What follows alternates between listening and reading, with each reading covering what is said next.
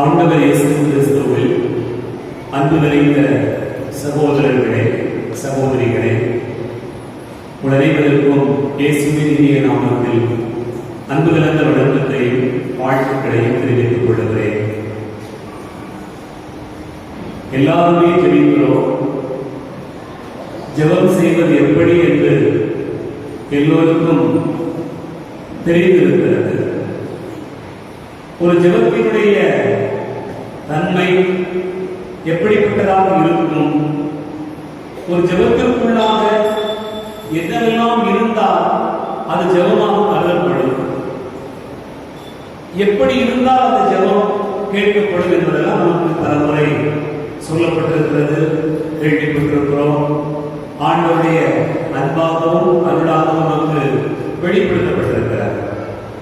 அன்பார்ந்தவர்களே, இந்த முதல் வாசகம் ஜெபித்து தனக்கான ஒரு குழந்தை பேற்றினை பெற்றுக்கொண்ட அன்னா என்ற ஒரு பெண்ணினுடைய ஜெப வாழ்வை குறித்து நாம் சிந்திப்பதற்காக இங்கே கூடியிருக்கிறோம். பலமுறை நாம் இதை குறித்து தியானித்திருந்தாலும் கூட இந்த நாளில் ஆண்டவர் வந்து அன்னாவினுடைய ஜெபத்தின் வழியாக என்ன சொல்ல விரும்புகிறார் என்பதனை நாம் நினைத்து பார்க்க அழைக்கப்படுகிறோம். அன்பார்ந்தவர்களே, அவள் ஜெபித்த போது இன்றைய வாசகத்திலே நமக்கு ஒரு செய்தி சொல்லப்பட்டிருக்கிறது. ஆண்டவர் அன்னாவை நினைவு கூர்ந்தார் என்ற ஒரு செய்தியானது இங்கே சொல்லப்பட்டிருக்கிறது. இந்த செய்தியை நாம் ஒரு ஜெபத்தினுடைய தன்மையாக, ஜெபத்தினுடைய ஒரு பரிமாணமாக இதை கூட நாம் எடுத்து சிந்திப்பதற்காக அழைக்கப்படுகிறோம். அன்னாவை ஆண்டவர் நினைவு கூர்ந்தார். அன்பார்ந்தவர்களே, நம்ம நிறைய பேர் ஜெபம் பண்றோம். எல்லாருமே கிட்டத்தட்ட ஒவ்வொரு விதமான ஜெபிக்கிறோம். ஆனா ரொம்ப நேரம் நம்மளால ஜெபிக்க முடியல, ரொம்ப நேரம் கோயில் உட்கார்ந்துருக்க முடியல, அல்லது ரொம்ப நேரம் ஆண்டவருடைய வார்த்தை குறித்து பேசப்படுகிற போது கவனிக்க முடியலையே. என்ன காரணமா இருக்க முடியும்? நான் ரொம்ப நேரம் யோசிச்சுட்டே இருந்தேன். சில சபைகளுக்கு போறோம், போனா 2 மணி நேரம் 3 மணி நேரம் பாட்டு ஜெபம் அப்படின்னு 2 நேரம் ஓடிக்கிட்டே இருக்கும். எல்லாரும் அப்படி ஒரு ஆர்வமா இருக்கிறாங்க, ஜெபிக்கிறாங்க, பதில் சொல்றாங்க, பைபிள் எடுத்து வாசிக்கிறாங்க, பைபிள் கொண்டு வந்திருக்கிறாங்க. அதெல்லாம் ரொம்ப பார்க்க முடிகிறது. எல்லாருடைய கையிலையும் கட்டாயமா பைபிள் இருக்கு. அதெல்லாம் கொண்டுட்டு வராங்க, என்ன சொல்றாங்க அப்படின்னு கவனிக்கிறாங்க. ஆனா நாம ஜெபிக்கும் போது மட்டும் அவ்வளவு நேரம் ஜெபிக்க முடியலையே. என்ன காரணமா இருக்க முடியும்? இயேசு வாழ்க, மரியே வாழ்க. பிள்ளைங்கெல்லாம் நீங்க பிள்ளைகளை கையில் வச்சிருக்கீங்க, அதனால கொஞ்சம் பரவாயில்ல இருக்கிறீங்க. ஒருத்தி பிள்ளை வச்சிருந்தா அதனால 10 பேர் அதை பார்த்துக்கிறாங்க. அதெல்லாம் யாருடைய பிள்ளைங்க? ஒன்று இந்த கவனிக்கணும், இல்லைன்னா பிள்ளை எடுத்துட்டு வெளியே போய் பார்த்துக்கணும். சரிதான்? கவனிக்கணும். கிறிஸ்துவ அன்பார்ந்தவர்களே, இப்ப நாம ஜெபிக்கும் போது ரொம்ப நேரம் ஜெபிக்க முடியல அப்படிங்கிறதுக்கு என்ன காரணமா இருக்க முடியும்? என்ன காரணமா இருக்க முடியும்? பொறுமை இல்லையா? அவசரமா? பொறுமை இல்லை, அவசரப்படுறோம். இப்படி நிறைய சொல்லலாம், இருக்கு, ஏதாவது ஒரு காரணம் இருக்கு. ஆனா நான் நினைச்சு பார்க்கிறேன், நான் ஒரு கேள்வி கேட்டேன். உங்க பிள்ளை உங்கள்கிட்ட ஒரு எனக்கு பண்டம் வாங்கிட்டாங்க, அல்லது ஏதாவது பொருள் வாங்கிட்டாங்க, சாப்பிட்றது ஏதாவது வாங்கிட்டாங்க அப்படின்னு அடம் பிடிக்குதுன்னு வச்சுக்கோங்க. அதுக்கு வேற ஏதாவது விளையாட்டு பொருளை வாங்கிட்டாங்கன்னு சொல்லி அடம் பிடிச்சா நீங்க எவ்வளவு நேரத்தில் வாங்கி கொடுப்பீங்க? எவ்வளவு நேரத்தில் வாங்கி கொடுப்போம்? எவ்வளவு நேரத்தில் வாங்கி கொடுப்போம்? எவ்வளவு நேரத்தில் வாங்கி கொடுப்போம்? அவ்வளவுதான் வாங்கி.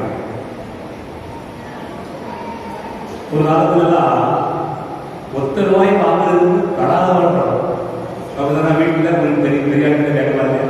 வீட்டில் இருக்கிறாங்க, அம்மா அப்பாட்ட கொஞ்சம் ரூபா வாங்குறதுக்கு அதை வாங்கிட்டு ஸ்கூலுக்கு போகிறது பெரிய பாடம், கிடைக்கவே செய்யாது. எனக்கு 2 ரூபா கொடுத்து தெரியுமா அப்படிங்கிறதே பெரிய கதையாக வரும். ஒருத்தன் 2 ரூபா இருக்கிறதே பெரிய கதை. ஆனால் இன்னைக்கு அப்படி இல்லை. சர்வசாதாரணமாக 10 ரூபா 20 ரூபா எல்லாரும் ஒரு நாளைக்கு சிலர் கொடுத்து விடுறோம். வாங்குறதுகளே அப்போ நம்ம பிள்ளை கேட்ட உடனே நம்ம ஈஸியாக கொடுத்துருவோம். கொடுக்கக்கூடாது. கொடுக்கலாமா கொடுக்கக்கூடாது? கொடுக்கலாமா கொடுக்கக்கூடாது? கேட்ட உடனே கொடுக்கக்கூடாது அப்படிலாம் கிடையாது. இப்ப எல்லாரும் என்ன செய்யறோம்னு சொன்னா உடனே கொடுத்துறோம். நம்ம உடனே கொடுக்குறோம், சிலர் கூடவே கொடுக்குறாங்க. பிள்ளை 5 கேட்டா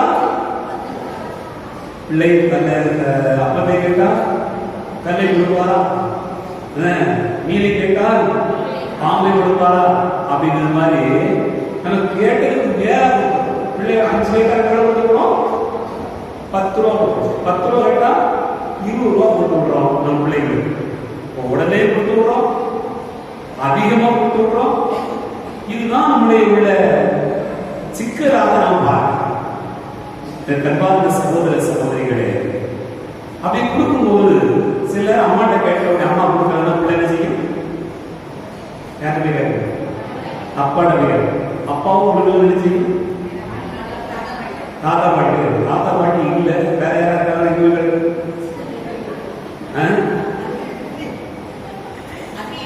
அது எடுத்துட்டு இருக்கோம். இது பயணம் என்ன செய்யணும்னு சொன்னா கிறிஸ்துவ இருந்தாலும் இப்படி ஒவ்வொருத்தான் கேட்பான்.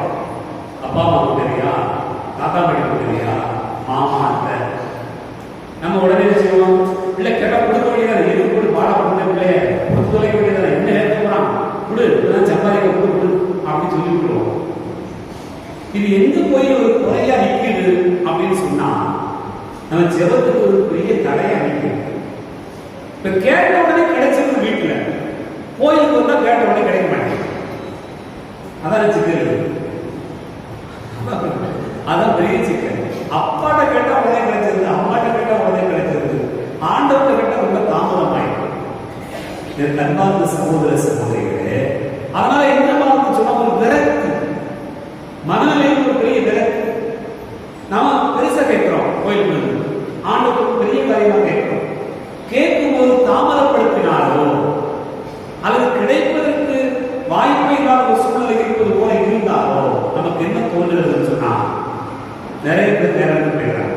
அப்பா உடனே போவாங்க, யாருக்கு போவாங்க? அம்மாட்ட போவாங்க. அம்மா கொடுத்தீங்கன்னா தாத்தா பாட்டி போறாங்க. இந்த திருச்சபை கொடுக்குறா, இந்த சபை கொடுக்குறா, இன்னொரு சபைக்கு போறாங்க. நிறைய பேர் சிக்கலையா இருந்தான். பாருங்க, இங்க கேட்டு பார்த்தேன், மன்றாடி பார்த்தேன், இங்க நல்லா இல்லை, அதனால அங்க போய் பார்க்க போறேன், அங்க போய் கேட்க போறேன். இப்படி கேட்கிற ஒரு தன்மை நம்ம வீட்டிலேயே வளரும். பிள்ளைகளுடைய விசுவாச வாழ்க்கையுடைய பயணத்தில் கோளாறு எங்க இருக்குன்னு சொன்னா என்ன? இப்போ எங்க அம்மா அப்பாட்ட கேட்ட கிடைச்சிரும்னு சொல்லுதாங்கல்ல, அதே ஒரு உறுதிப்பாடு நான் நம்புகிற இந்த கடவுளிடத்துல, நான் சார்ந்திருக்கிற இந்த சபையில, இந்த ஆலயத்துல மன்றாடி வந்தால் எனக்கு கிடைக்கும் என்கிற உறுதிப்பாடு ரொம்ப நேரம் நீடிக்க மாட்டேங்கிறாங்க. ரொம்ப நேரம் நீடிக்க மாட்டேங்கிறாங்க. கொஞ்ச நேரம் ஓடும், கொஞ்ச நேரம் தான் ஓடும். அப்ப நீண்ட நேரம் கேட்டு, நீண்ட நாட்கள் கேட்டு கிடைக்காமல் இருக்கிற ஒரு சூழ்நிலை வருகிற போது அப்படியே காவுகிற மனமானது வந்துவிடுகிறது. ஆனால் ஜெபத்தினுடைய ஒரு தன்மை என்னவென்று சொன்னால் நினைவூட்டுகிற ஒரு தன்மை, நினைவு கூற வைப்பது ஒரு தன்மை. இங்கே அண்ணாவை ஆண்டவர் நினைவு கூர்ந்தார். அன்பார்ந்த சகோதர சகோதரிகளே, அந்த வசனத்தில் அப்படியே போடப்பட்டிருக்கிறார்.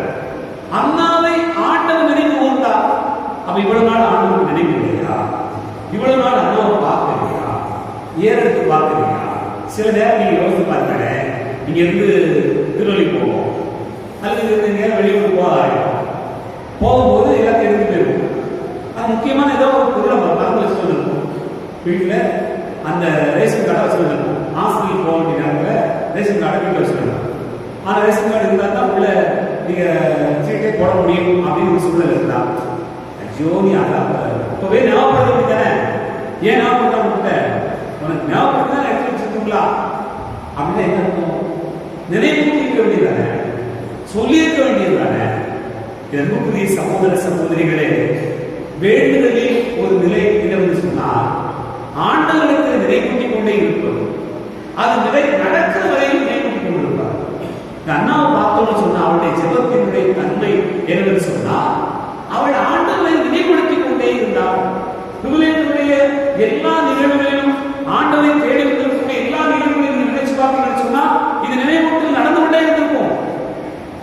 ஒரு அம்மா கனானிய பெண் ஆண்டவரை முன்னாடியே போயிட்டே இருப்போம். ஒரு தடவை சொன்னா புரியாதா சொல்லிட்டு போயிருக்கிறாங்களா?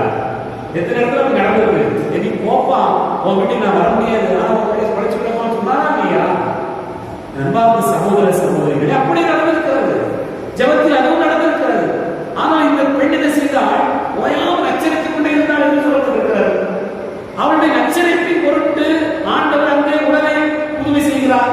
இப்ப நாம என்ன பார்க்கணும்னு சொன்னா இவள் ஆண்டவருக்கு நினைவூட்டிக் கொண்டே இருந்தாள். நாம அந்த நினைவூட்டுதலை செய்யறது ஒரு நாள் சொல்லிட்டு 4 நாள் ஜெபம் பண்ணிட்டு ஒரு மாதம் நல்ல பக்தியா ஜெபம் பண்ணிட்டு அதுக்கு அவ்வளவு முதலே பார்க்கணும். நம்ம நிறைய நேரங்கள்ல நம்முடைய ஜெபத்தினுடைய பின்னடைவுக்கு காரணம் நினைவூட்டுறதே இல்லை, சொல்லிக்கிட்டே இருக்கும். நண்புக்குரிய சகோதர சகோதரிகளே, ஒன்றை பெரும் அளவுக்கும் அதை அடைந்து விடுகிற அளவுக்கும் நம்முடைய வாழ்க்கை எப்போதும் அந்த நினைவூட்டுதல் இருந்து கொண்டே இருக்கும். ஏன் கோயில் போயாம வந்துட்டே இருக்கும்? ஏன் ஆண்டவர் தேடிட்டே இருக்கும்? ஏன் இந்த வழிபாடுகள்? நண்புக்குரிய சகோதர சகோதரிகளே, ஒவ்வொரு முறையும் ஆண்டவரிடத்தில் நினைவூட்டுவதற்காக தான் இருக்கும். நீ நினைச்சு பாருங்க, நான் சொல்லிக்கிட்டே இருந்து பாருங்க, ஒரு வேண்டுதல் வச்சுக்கிட்டே இருந்து பாருங்க, அது நடந்தது சொல்றோம். விவிலியத்தினுடைய நிறைய இடங்களை பார்க்கணும்னு சொன்னா இது நினைவூட்டுகிற ஒரு செயல் நடந்திருக்கிறார். தொடக்க நூல் 30வது அதிகாரம் 22வது வசனத்தை நம்ம வாசித்து பார்த்தோம்னு சொன்னா அங்க சொல்லப்பட்டிருக்கிறது, கடவுள் ராக்கேலை நினைவு கூர்ந்தார் என்று சொல்லப்பட்டிருக்கிறார். லேயாவுக்கு குழந்தை வந்துவிட்டது, ராக்கேலையும் யாக்கோபு திருமணம் செய்திருக்கிறார். ஆனால் குழந்தை இல்லாமல் ரொம்ப நாள் இருக்கிறார். அந்த வேதனையில் இருக்கிற போது ஆண்டவர் ராக்கேலை நினைவு கூர்ந்தார் என்று சொல்லப்பட்டிருக்கிறார். அவர் அவளை நினைவு கூர்ந்து அவளுக்கு செவிசாய்த்து தன்னுடைய தாய்மை பேற்றை ஆண்டவர் யாரும் சொல்லப்பட்டிருக்கிறார். அப்ப என்ன பார்க்கிறோம்? நண்புக்குரிய சகோதர சகோதரிகளே, நினைவூட்டிக்கிட்டே இருக்கும். இப்போ வீட்டில் இருக்கிறோம், சுகம் இல்லை, காய்ச்சல், மாத்திரை எடுக்கணும். டாக்டர் சொல்லியிருக்காரு, இந்த மாத்திரையை விடாம 10 நாள் நீங்க எடுக்கணுமா அப்படின்னு சொல்லியிருக்காரு. இது ஒரு டோசேஜ் மாதிரி, ஒரு 10 நாள் எடுக்கணும்னா உங்களுக்கு சுகமாகும். நமக்கு 2 நாள் மாத்திரை போட்டீங்கன்னா அது மனசுல சரி எடுத்துக்கணுமா இல்லையா? 2 நாள் சொல்றோட சரியாயிடும். 3வது நாள் மூக்கு இருந்தாலும் சரியாயிடும். சூப்பராக 12 வேண்டியதான் அது மூக்கு பார்த்துருக்கா சரியாக தான் இருக்கு, நல்லா பார்த்தோம் அப்படின்னு ஒரு தோணல் வரும். 4வது நாளுக்கு திருப்பியா டாக்டர் சொல்லிப்பாரு, 10 நாள் நீங்க எடுத்துன்னா உங்களுக்கு திரும்ப வராது, சரியா போயிட்டு சொல்லியிருப்பாரு. நம்ம 3 நாள் எடுத்து முடிச்ச உடனே அது சரியாயிருமா? 4வது நாள் வளர்ந்து ஐஸ்கிரீம் சாப்பிடுவோமா, ஏதாவது சாப்பிடுவோமா, மறுபடியும் இருப்பாங்க. இது ஒரு ஆரம்பிச்சு சிக்கல் வந்துடும். மறுபடியும் டாக்டர் ஓடுது. என்னன்னு தெரிஞ்சுக்க, அன்னைக்கு பார்த்ததுல இன்னைக்கு ஒரு மாதிரியா இருக்க, இந்த டாக்டர் சரியில்லை, இன்னொரு இவர் சரியில்லை, இன்னொரு டாக்டர் பார்ப்போம். அப்ப என்ன தோன்றுகிறது சொன்னா, நம்புக்குரிய சகோதர சகோதரிகளே, நாம தொடர்ச்சியா சில காரியங்களை செய்யணும். ஜெபத்தில் அது மிக முக்கியமா. நம்முடைய வேண்டுதல் கிடைக்கும் மட்டும் நாம் நினைவூட்டிக் கொண்டே இருப்பது, நினைவுபடுத்திக் கொண்டே இருப்பது. ஆண்டவரே, ஆண்டவர் தெரியாமல இருக்காரு. யோசிச்சு பாருங்க, நம்ம சொல்ற ஜெபங்கள் நமக்கு தேவை என்பது என்னவென்று அவருக்கு தெரியாமல இருக்கிறது. ஆனால் நாம் நினைவூட்டிக் கொண்டே இருக்கிறோம். அந்த நினைவூட்டுதல் என்பது மிக அவசியமாக இருக்கிறார். விவிலியத்தில் நாம் பார்க்கிறோம், ஆண்டவர் நிறைய இடங்களிலே நினைவு கூர்ந்தார் சொல்லப்பட்டிருக்கிறார். திருப்பாடல் 98:3 பார்க்கிறோம், ஆண்டவர் தனது பேரன்பை தன்னுடைய தன்னுடைய உறுதிமொழியை நினைவு கூர்ந்ததாக சொல்லப்பட்டிருக்கிறது. திருப்பாடல் 105:42 நமக்கு சொல்லப்பட்டிருக்கிறது, ஆபிரகாமுக்கு அளித்த தூய வாக்குறுதியை ஆண்டவர் நினைவு கூர்ந்தார் என்று சொல்லப்பட்டிருக்கிறது. அப்ப இறைவனுக்கு நினைவூட்டுகிற அந்த நிலையை நாம் எடுத்துக்கொண்டோம் என்று சொன்னால், இன்றைக்கு நாம் வாசிக்க கேட்ட முதல் வாசகத்தில் இந்த அண்ணா எப்படி ஆண்டவருக்கு நினைவூட்டினார்? எனக்கு அன்பார்ந்த சகோதர சகோதரிகளே, ஆண்டவருடைய ஜெபங்களை கேட்கிறவர் தான், நமக்கு என்ன தேவை என்பதை அவர் அறிந்திருக்கிறவர் தான். அதுல மாற்றுக்கொண்டு இல்லை, நிச்சயமாக அவருக்கு எல்லாம் தெரியும். ஆனா சில காரியங்களை நாம் நினைவூட்டிக் கொண்டிருக்க வேண்டியிருக்கிறார். இங்கே அண்ணா எப்படி நினைவூட்டினார்? நான் பாருங்க, 1 சாமுவேல் 1ஆம் அதிகாரம் 9ஆம் வசனம் 10ஆம் வசனம் 11ஆம் வசனம் பாருங்க. 9 வாசிங்க. அண்ணா எழுந்தார். சரிதானா? ஒரு நாள் அவர் சீலோவில் உண்டு முடித்தபின் எழுந்தார். ஒரு ஏழி ஆண்டுகள் கோவில் முற்றத்தில் இருந்தார். அண்ணா என்ன செய்தாலும் மனம் கசந்து அழுது புலம்பி ஆண்டவரை இந்த மன்றாட்டிலேயே எத்தனை இருக்கிறாங்க? மனம் கசந்தார், மனம் கசந்தார். அப்போ மனம் கசந்து போயிருக்கு. ஒரு பெரிய வேலை இருந்தாலும் சும்மா தான் வராது. நான் கசிந்துருவினே அப்படின்னு அர்த்தம். நம்ம அந்த வேதனை அனுபவிச்சாதான் அப்படி கேட்க முடியும். நமக்கு தான் வேதனை யாருக்கா வேலை இருக்கா? வேற வேலை வீடுகார முடிச்சிருக்குவார், வேற ஏதாவது பிரச்சனை, பணம் இல்லாத பிரச்சனை, குடும்பத்தில் வேலை வச்சுருக்கு, அதுதான் வேதனையா இருக்கு. ஆனா அண்ணாவுக்கு இருந்த வேதனை இருக்குமா? அண்ணாவுக்கு என்ன வேதனை? நீ பாருங்க, ஊரே சொல்லிட்டு எல்லாரும் பேசுறாங்க, அவளுக்கு என்ன குழந்தையே இருக்காது அப்படின்னு சொல்லப்படும். அந்த காலத்துல ஸ்கேன் பண்றது, செக் பண்றதுக்கு எல்லாம் வாய்ப்பு தான் வேற. ஆனா அவளுக்கு அதுல ஒன்றும் இல்லை. அந்த நேரத்துல என்ன நடக்குதுன்னு பாருங்க. அவளுக்கு எல்லாம் சொல்றாங்க, இது இயலா, அதாவது அதற்கான தகுதியே அவளுக்கு இல்லை அப்படின்னு எல்லாம் பண்ணிவிட்டாங்க. அப்பதான் வீட்டுக்கார எல்லாரும் என்ன சொல்றாங்க பாருங்க. 1 சாமுவேல் 1ஆம் அதிகாரம் 8ஆம் வசனத்துல என்ன சொல்றாங்க?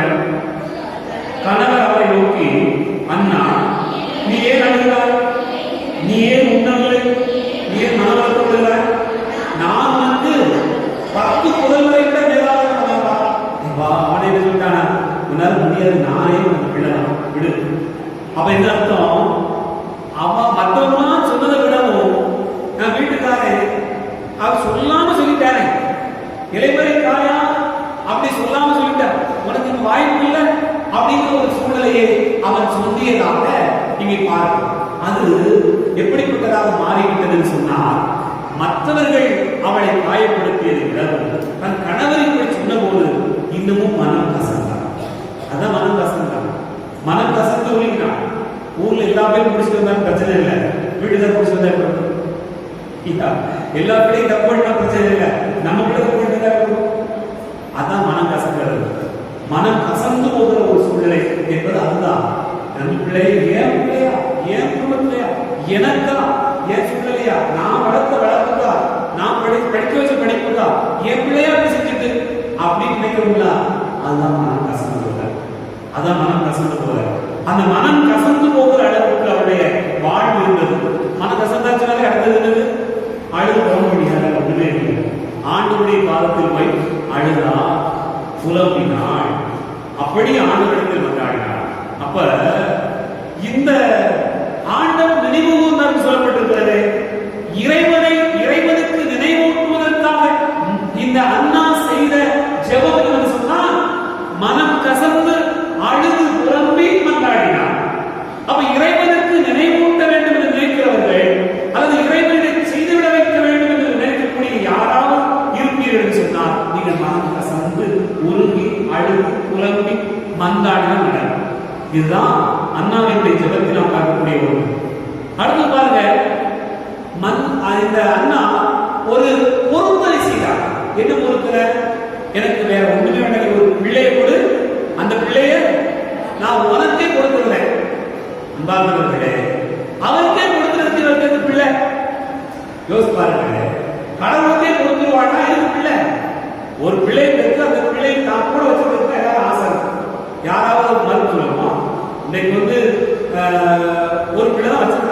அல்லது 2 பிள்ளை தான் வச்சிருக்காங்க. அதனாலதான் கடவுளை கொடுக்கறதுக்கே நமக்கு மனசு வர மாட்டேங்குது. பிள்ளைங்களுக்கு மனசு வர மாட்டேங்குது, வேற எதையும் கொடுக்கறதுக்கு மனசு வர மாட்டேங்குது. இப்படி நேரம் கொடுக்கறதுக்கு மனசு வர மாட்டேங்குது, பொருளை கொடுக்கறதுக்கு மனசு வர மாட்டேங்குது, எல்லாத்தையும் கொடுக்கறதுக்கு மனசே வர்றதில்லை. அன்பார்ந்த சகோதர சகோதரிகளே, இங்க பார்க்கறது நல்லா சொல்றா, ஒத்த பிள்ளையே ஒரு அந்த பிள்ளையை வளர்த்து வந்துடுறேன் அப்படின்னு சொன்னா அவளுக்கு மனசுல என்ன வேதனை சொன்னா, இந்த ஊர் பேர்லாம் இருக்கு, பிள்ளைகள் சொல்றா, மனைவி சொன்னாங்க, அது இல்ல, அந்த ஸ்டிக்மா, அந்த சமூகத்தில் இருக்கக்கூடிய அந்த குறைபாடு அது நீக்கிறணும், அதை மட்டும் செஞ்சு போதும். அன்பார்ந்த சகோதர சகோதரிகளே, அதுதான் பொருத்தனை. நம்ம நிறைய பேர் பொருத்தனை போடுவோம் போட மாட்டாங்க, எல்லாம் பொருத்தனை போடுவாங்க. அந்த பொருத்தனை வந்த உடனே அதை நிறைவேற்றணும் வரும்போது என்ன சொல்லுவாங்க, பிறகு பார்த்துடுவோம் அப்படிங்களா, பிறகு பார்த்துடும் சொல்லிடுறாரு. அதாவது வண்டியில இருந்து போகும்போது பயங்கரமான ஒரு ஆபத்தான ஒரு பயணம். ஆண்டவரே நீங்க மட்டும் காப்பாத்திட்டேன்னு வச்சுக்கணுமே, காப்பாத்திட்டே வச்சுக்கணுமே. இந்த மாசம் சம்பளத்துல 5000 போடுறேன் சரிதானா. இவ சிவப்பட்ட பார்த்தோன்னே ஆண்டவரே முடிவாரு, ஆண்டு உடனே சிவப்பு நல்ல சேஃப்டியா வாங்கி சேர்க்கிறார். சேர்த்த உடனே பக்கத்துல இருக்காங்க இந்த பொருத்தனை ரூபாய் 5000 ரூபாய் இருக்கு. என்ன சொல்லுவாங்க, நம்ம ஆண்டவர் அதெல்லாம் பார்த்துக்கிறாங்க. எப்படி நம்ம ஆண்டவர் அதெல்லாம் பார்த்துக்கிறாங்க. இப்ப என்ன அவசரம் வரணும் புதிய அப்புறம் கஷ்டம் இல்லைன்னா அன்றைக்கு செய்யாம கிறிஸ்துவ சகோதர சகோதரிகளே, நம்ம பொறுத்தர வேண்டியதெல்லாம் இல்லை. ஆனா அண்ணா என்ன செஞ்சா, ஒத்த பிள்ளையை கொடுத்து அவரோட கொடுத்தாரா இல்லையா? அன்புக்குரிய சகோதர சகோதரிகளே, அதுதான் ஜெபம். அப்படிப்பட்ட ஜெபம் தான் கேட்கப்படும். அப்படிப்பட்ட ஜெபம் தான் நினைவூட்டுகிற ஜெபம். எனக்கு இது நடக்கும் அளவுக்கு நான் உண்மை சொல்லிட்டே இடைவிடாம சொல்லிட்டே இருக்கேன். இயேசு வாழ்க, மரியே வாழ்க. அன்புக்குரிய சகோதர சகோதரிகளே, அப்படி சொல்லி சொல்லி ஆண்டவரை இருக்கிறவன் அன்றாடினான். அதனால்தான் அந்த ஜெபம் கேட்கப்பட்டார். அந்த ஜெபம் இன்றைக்கும் போற்றப்படுகிறார். அந்த ஜெபம் இன்றைக்கும் எல்லாரும் ஒரு தரமான ஜெபம், கடவுளுக்கு ஏற்புடைய ஜெபம் என்று பார்க்கப்படுகிறார். நம்முடைய ஜெபம் இருக்குது, தினமும் ஜெபம் பண்ணலாம், தினமும் கோயிலுக்கு வரலாம். நம்முடைய வேண்டுதல் அண்ணாவினுடைய அந்த மனம் கசந்து உருகி அழுது புலம்பி மன்றாடுகிற ஜெபமாக இருக்கிறார். சொல்லி வைப்போம், அதை பார்த்துடுவோங்கிற மாதிரி இருக்கிறார். அப்படி இருப்பது என்று சொன்னால் அந்த ஜெபம் முழுமையாக ஜெபமாக இருக்க முடியாது. ஒரு சின்ன ஜெபம் கேட்டாலும் தெரியும், ஒரு சின்ன ஜெபம் செஞ்சாலும் சரிதான். நான் சொல்றேன், ஒரு சின்ன ஜெபம் செய்தாலும் கூட ஆண்டவரே எனக்கு இதை செய்து கொள்ளும் என்று நீங்கள் உருகி செல்வீர்கள், மனமுருகி செல்வீர்கள், மனமுருகி ஒப்புக்கொள்ளுங்கள். மனமுருகி நீங்கள் கேட்கிற எதுவுமே வீண் போவதில்லை. மனமுருகி எதை வெளிப்படுத்தினாலும் ஆண்டவர் நிச்சயமாக அதற்கான பதில் தருவார் என்பதுதான் இறைவாக்கு தருகிற பாடம். சிந்திப்போம்.